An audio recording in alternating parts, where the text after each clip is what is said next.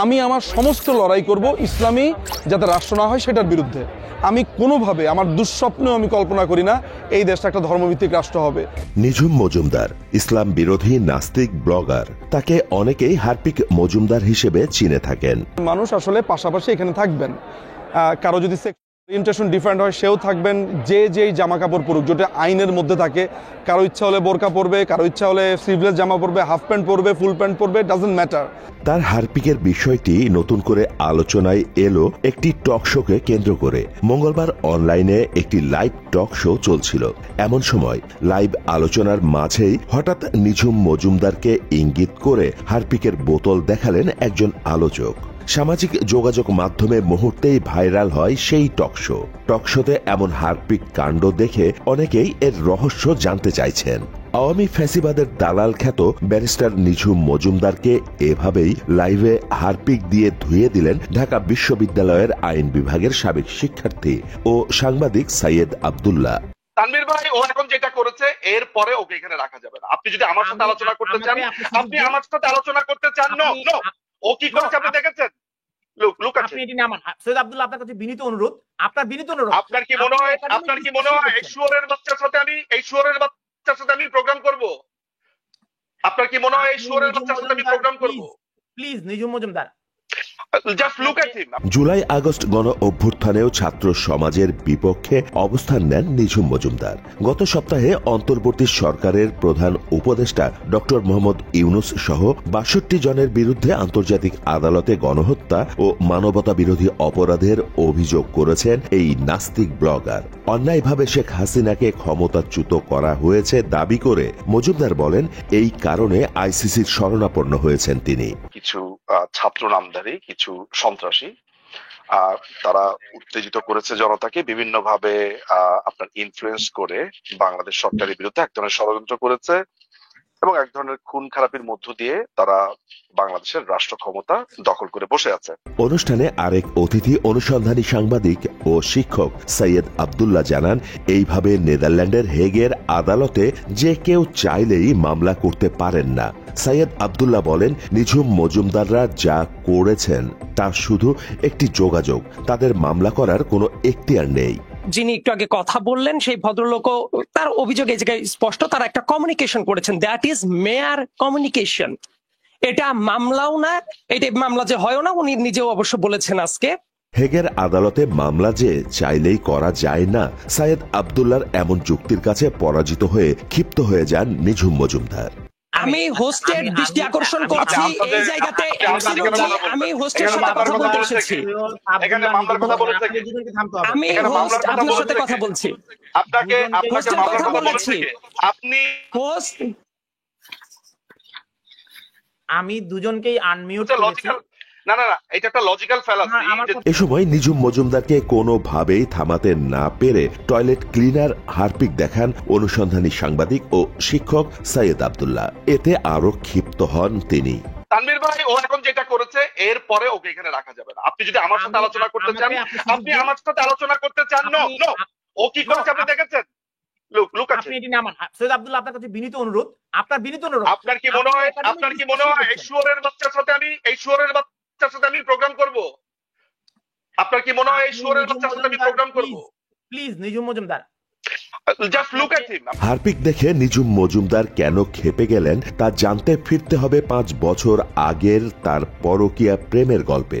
২০১৮ সালে মাকসুদা আক্তার প্রিয়তি নামে বাংলাদেশি বংশোদ্ভূত আইরিশ মডেলের সঙ্গে পরকীয়ায় জড়িয়ে পড়েন নিঝুম মজুমদার। প্রিয়তি ২০১৪ সালে মিস আয়ারল্যান্ড খেতাব জয় করেছিলেন।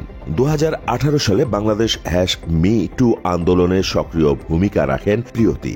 ২৯ অক্টোবর ২০১৮ মি টু আন্দোলনের সময় ব্যারিস্টার নিঝুম মজুমদারের সঙ্গে পরিচয় হয় তার। পরিচয় থেকে বন্ধুত্ব, তারপর সম্পর্কে জড়িয়ে পড়েন তারা দুজন। কিন্তু নিঝুম মজুমদারের পরিবার রয়েছে এবং তার স্ত্রী গর্ভবতী জানার পর পিছু হটেন প্রিয়তি।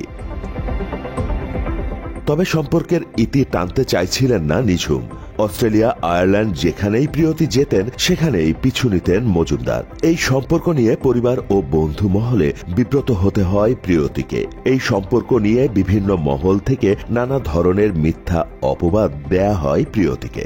এসব অপবাদ ও কুৎসার রটনা থেকে মুক্তি পেতে 2020 সালে নিজের ভেরিফাইড ফেসবুক থেকে একটি ভিডিও প্রকাশ করেন এই আইরিশ মডেল।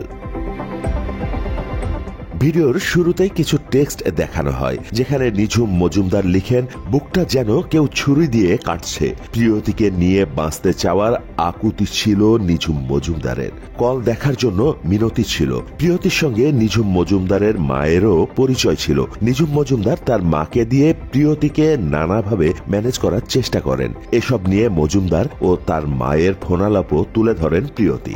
বলেন, আপনাকে প্রিয়তি কি বলছে? প্রিয়তি বলছে, এই যে তুই যেখানে যাস ওখানে ওই জ্বালাস, আমেরিকা গেছ জ্বালাস, মাতাল ওই জ্বালাস। আমি আমেরিকাতে গিয়ে মাতাল হয়ে গেছি। তারপরে রবিরে নিয়ে রবির কাছে কইছে, রবিরে ফোন করছে, আর ওই হেড আইল্যান্ডে তুই যাই জ্বালাস, যাই গেটের সামনে খুবই যন্ত্রণা করো, সিলাসিলি করস, কদিন পরে তোর ওখানে যায়, যে এই জায়গা ছুঁয়েতে যায় তুই এই জায়গাটা। এটাতে সে বিরক্ত হয়। হ্যাঁ। তো সে পুলিশ ডাকে না কেন? পুলিশে দেয় না আমার কথা মনে করে। আপনার কথা মনে করে দেয় না? এ তোরে দড়ি দড়ি এয়ারপোর্ট নেয়। তাহলে আমার কারণে সে বিরক্ত হয়। হ্যাঁ। কিন্তু শুধু আপনার কথা চিন্তা করে আমাকে সে পুলিশে দেয় না। আমার মুখখান তার পাশে, এগুলাই তোরে। আপনি কি নিশ্চিত এই কথা সে আপনাকে বলছে? কি রে মজুমদারের পরিবারকে প্রিয়তি জানান, মদ পান করে মাতলামি করা, বিভিন্ন জায়গায় হেনস্থা করার কারণে মজুমদারের কাছ থেকে সরে গেছেন তিনি। তবে মজুমদার কোনোভাবেই তা মেনে নিতে পারছিলেন না। প্রিয়তি, আমার ফোনটা একটু ধরো। আমি তোমাকে কোনো কিছু নিয়ে ইনফ্লুয়েন্স করব না। কোনো সাড়া না পেয়ে অবশেষে হারপিক খেয়ে আত্মহত্যা করার চেষ্টা করেন নিঝুম মজুমদার। প্রিয়তি, প্রিয়তি,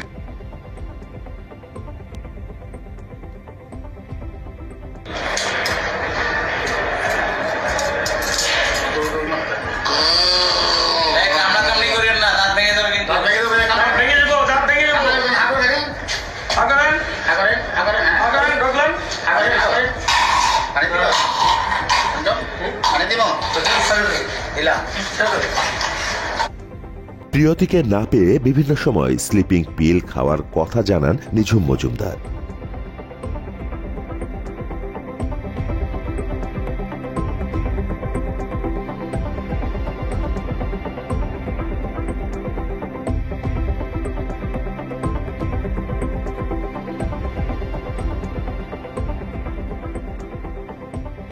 এর আগে সোশ্যাল মিডিয়ায় ব্যারিস্টার নিঝুম মজুমদারের একটি ফোন কল ভাইরাল হয়। সেই ফোন কলেও প্রিয়তিকে পাওয়ার আকুতি ছিল তার। আমি মারা যেতে চাই প্রিয়তি। কেন নিঝুম এগুলা বারবার কেন বলতেছো? কেন করতে চাই? আমি তোর জন্য মারা যেতে চাই। আমি কি দোষ করছি যে আমার জন্য মারা যেতে চাই? আমি তোকে ভালোবাসা বাঁধাতে চাই। এত তীব্র ভালোবাসা নিয়ে কেউ মারা যেতে পারে না। আমি হাসতে হাসতে মারা যেতে চাই। কি শান্তি কাউকে ভালোবাসে এরকম মরে যাওয়া, হাসতে হাসতে।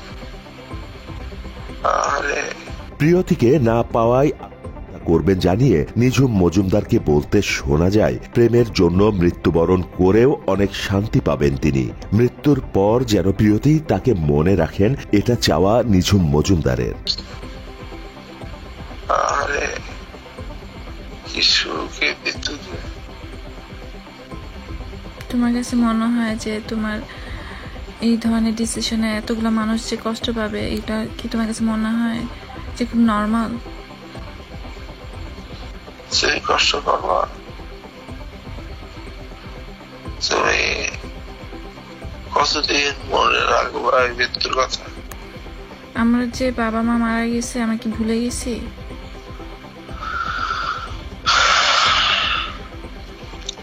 কিন্তু তুমি তো প্রেম করো, তুমি তো ঠিক তোমার কাজগুলো করো না। কোন কাজগুলো করি বলো? তোমার পারিবারিক জীবনের সবকিছুই তো করো ঠিক না? পরকীয়ায় মত্ত থাকা নিঝুম মজুমদার গর্ভবতী স্ত্রীর পাশে একদিনের জন্য ছিলেন না। এমনকি 2019 সালের নভেম্বরে তার কন্যা সন্তান জন্ম নিলেও দেখতে যায়নি নিঝুম মজুমদার। স্ত্রী সন্তানের কোনো খোঁজ খবর পর্যন্ত নেননি। এমন তথ্য পাওয়া যায় মাকসুদা আক্তার প্রিয়তির ফেসবুক থেকে। স্ত্রী সন্তানকে ভুলে পরকীয়া প্রেমে ব্যর্থ ব্যারিস্টার নিঝুম মজুমদার হারপিক খেয়ে চেষ্টা করায় বাংলাদেশের মানুষ তাকে হারপিক মজুমদার হিসেবেই চেনেন। তবে বর্তমানে হারপিক বললে বা দেখালে আক্রমণাত্মক হয়ে ওঠেন ইসলাম বিরোধী আওয়ামী দোসর নিঝুম মজুমদার। ও কি করেছে আপনি দেখেছেন? আপনি এটি নামান। সৈয়দ আব্দুল্লাহ, আপনার কাছে বিনীত অনুরোধ। দাউদ ইব্রাহিম, বাংলা এডিশন।